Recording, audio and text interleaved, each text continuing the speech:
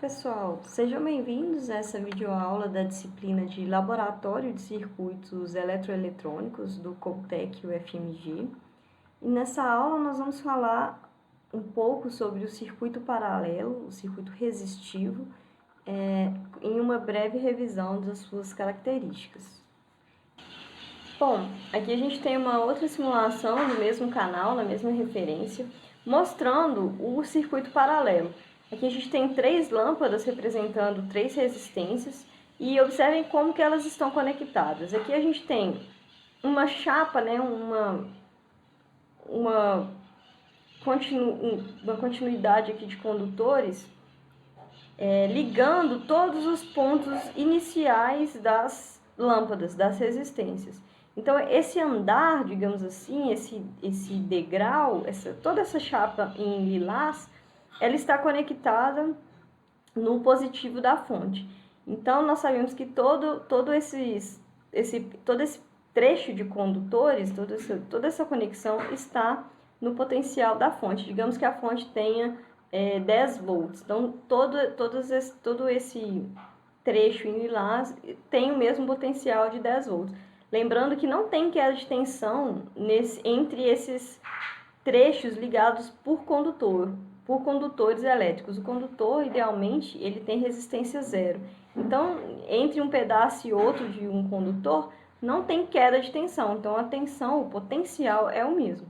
Então, observem que, olha, todas as lâmpadas, o início delas, o primeiro terminal, estão conectados no mesmo ponto, em termos de potencial elétrico, e os seus terminais, os seus segundos terminais aqui, os seus terminais finais também, eles são conectados no andar de baixo, aqui representando o potencial 0 volts, que é a nossa referência, que é o negativo da fonte. Então, a diferença de potencial aplicada entre todas as lâmpadas ou todas as resistências é a mesma. A tensão, olha, a gente tem a mesma tensão aplicada às mesmas resistências, a todas as resistências. Se as resistências forem iguais, forem o mesmo R, se a gente tem mesma tensão aplicada em mesmo valor de resistência, a gente vai ter correntes iguais atravessando essas lâmpadas, ok? E aí, isso é dado pela lei de Ohm. Se nós tivermos resistências diferentes, o que vai acontecer é que cada lâmpada, cada resistência vai drenar, digamos assim, uma corrente diferente da fonte. E aí a gente pode calcular esse valor da corrente em cada lâmpada através da lei de Ohm também. Bom, nós temos então aqui a representação do circuito paralelo, 3 resistores representando as lâmpadas da simulação ligados, todos os seus pontos iniciais, então, no mesmo potencial. Então, eu vou colocar aqui destacado que todo esse trecho aqui, em lilás, como estava lá na nossa simulação, ele está no mesmo potencial. Então, todo esse trecho de condutores, ele tá, se a gente fosse marcar aqui, vamos colocar um exemplo de uma tensão de 10 volts, para a gente ter um valor. Então, vamos colocar aqui 10 volts, o V da fonte, igual a 10 volts. Então, essa marcação em lilás equivale a um potencial de 10 volts. E todos esses pontos aqui finais, né, a gente sabe que também estão no mesmo potencial. A gente pode aqui destacar também, colocando um negrito.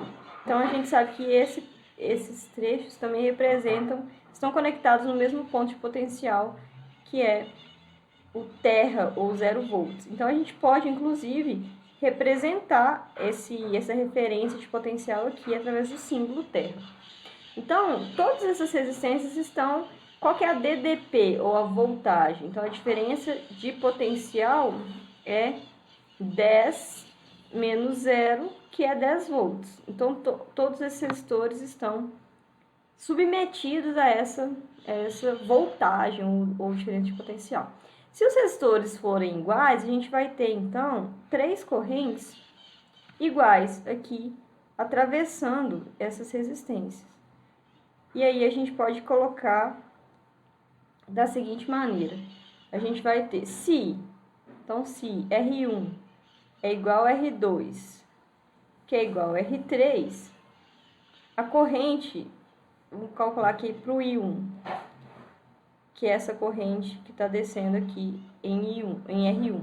O I1 vai ser a tensão no resistor, então lei de Ohm. A lei de Ohm é V no resistor. Então, isso aqui é o V da fonte, né? DDP da fonte, V total. Então, a lei de Ohm, V no resistor é igual a R vezes I nesse resistor. A gente pode também colocar o índice aqui para lembrar. Então, o I1 é VR1 sobre a resistência R1. Mas quem é o VR1? É a diferença de potencial de 10 menos 0, que é a própria diferença de potencial da fonte. Então, é 10 volts, como a gente viu aqui. Então, é 10 volts sobre um R1 qualquer. Vamos supor que a gente sabe que esse valor aqui também é 10 ohms. Então, sobre 10 ohms, a gente vai ter uma corrente 1 igual a 1 ampere. E como as 3 resistências são iguais, a gente sabe que I1 é igual a I2, que é igual a I3. Agora, se as resistências forem diferentes, a gente vai ter correntes diferentes. Então, vamos colocar aqui, R1 igual a 5 ohms, R2 igual a 2 ohms e um R3 igual a 1 ohm, por exemplo. O que a gente vai ter? 3 correntes diferentes. Então, I1 vai ser VR1 sobre R1. E aí, a gente vai ter o mesmo 10 volts, só que agora sobre 5 ohms. Então, isso aqui vai me dar uma corrente de 2 amperes. O I2 vai ser diferente nesse caso. A gente vai ter VR2 sobre R2, mas observem que os V's sempre são iguais, o circuito é paralelo. Então, a tensão aqui ela é a mesma para os 3 resistores sempre. Então, aqui vai ser a mesma voltagem, e aqui é a resistência de 2, dando um resultado de 5 amperes. Ok? E aqui o I3 vai ser o VR3 sobre R3. E aí a gente tem 10 sobre 1, resultado 1 ampere. Então, nesse caso, olha, a gente tem 3 correntes diferentes. O que acontece? Então, aqui a gente pode representar também o I2 e o I3. Uma característica também do circuito paralelo é que a corrente que sai da fonte, que a gente chama de corrente total, é a corrente que passa aqui, olha, saindo do positivo da fonte, ela sempre é a soma das correntes que passam através dos resistores. Isso, depois a gente vai ver com mais calma, é a lei de Kirchhoff das correntes. Então, lei de Kirchhoff das correntes.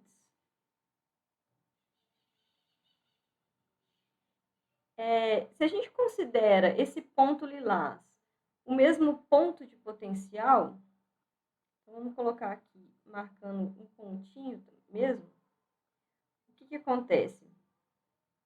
A corrente que entra nesse ponto, então vem uma corrente do positivo, e aqui ela encontra um ponto. É como se ela estivesse fazendo essa seguinte coisa. Eu vou colocar essa representação que ela pode ajudar também. É como se ela tivesse vindo uma corrente total, e aí ela encontrasse aqui 3 caminhos, 3 possibilidades de caminhos. Então, olha, a gente tem uma corrente que vem aqui, outra aqui, outra aqui, né? E aí, os 3 resistores em paralelo. Então, é um outro jeito de enxergar essa divisão da corrente total entre três correntes, então. Então, é como se ela estivesse fazendo isso aqui, olha. Ela encontra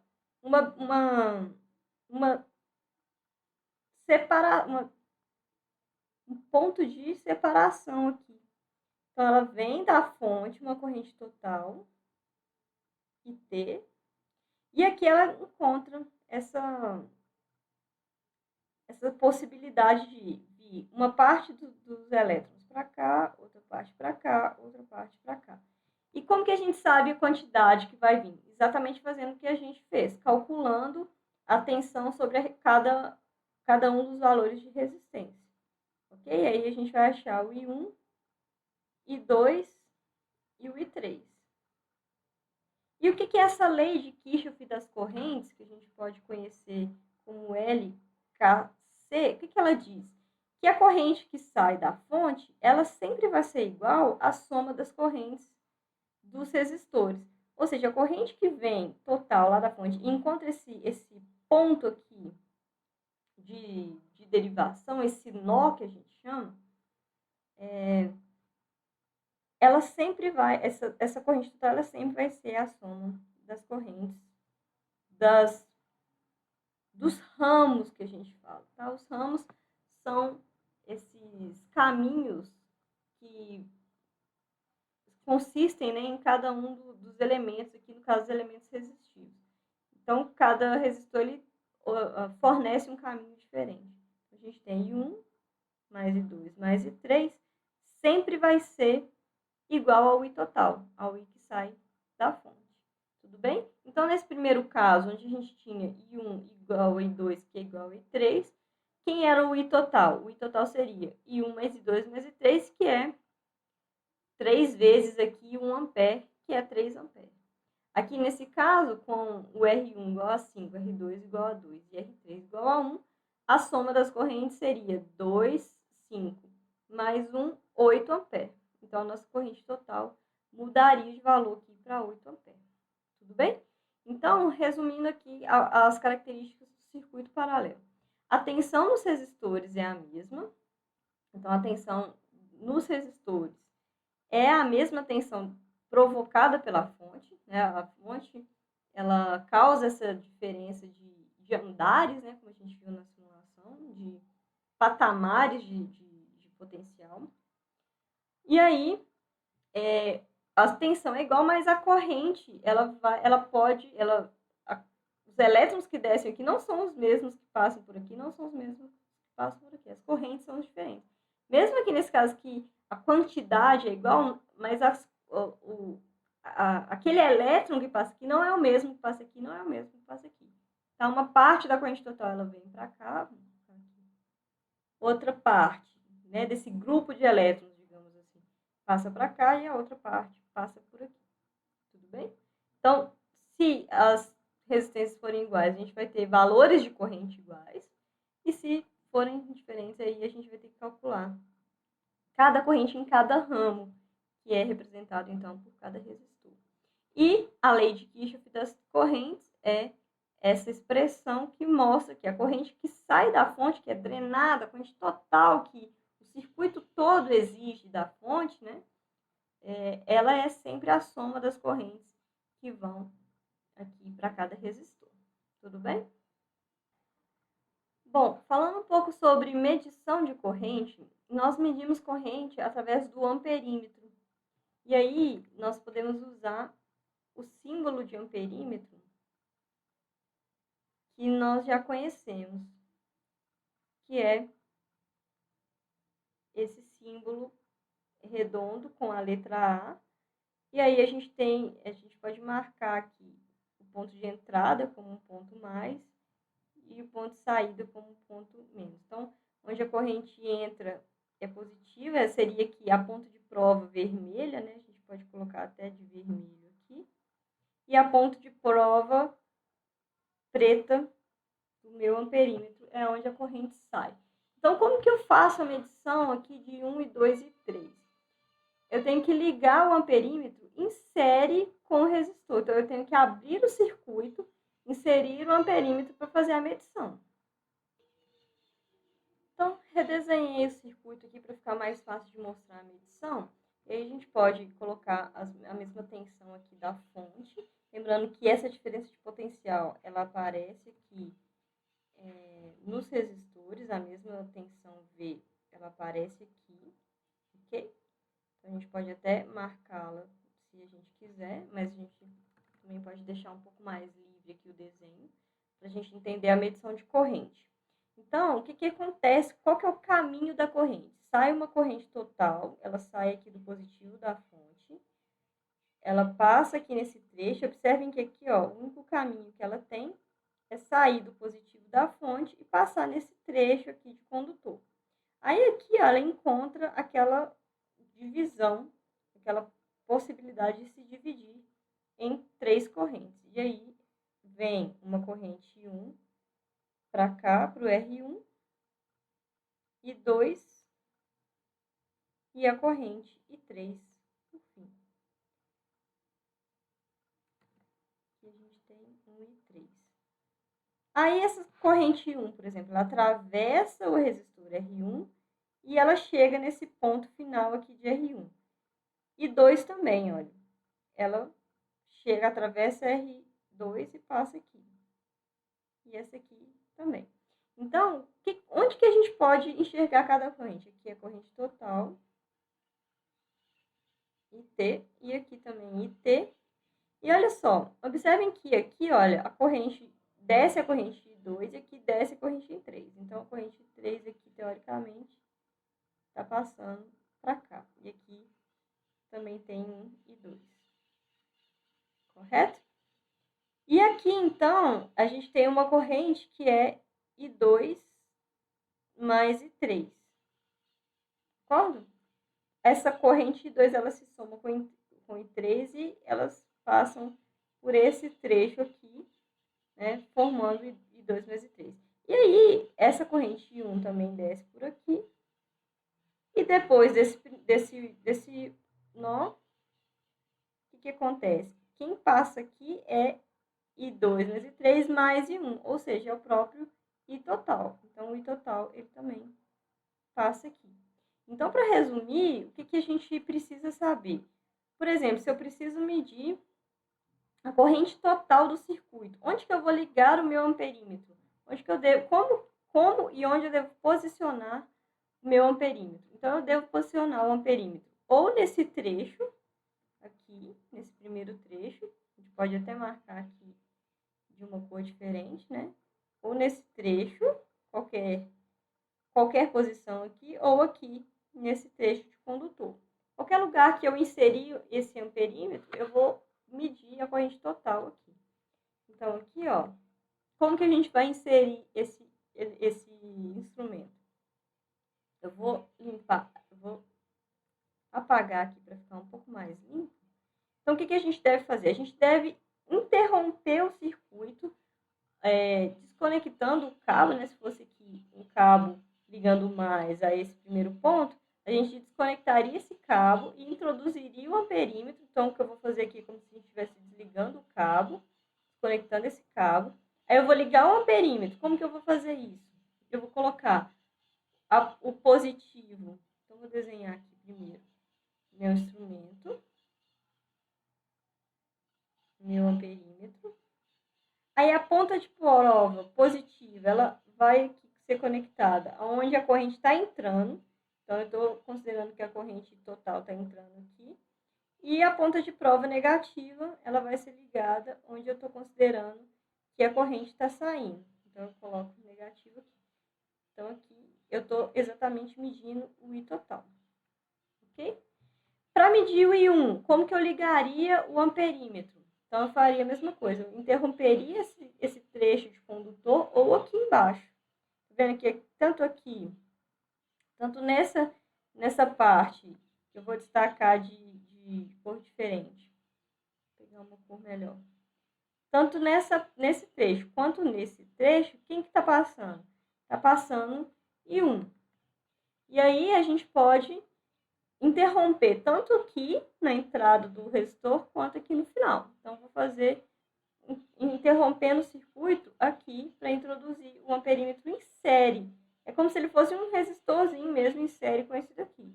É assim que a gente liga o amperímetro no circuito. A corrente tem que passar através dele. Então, vou apagar aqui só para ficar um pouco mais limpo.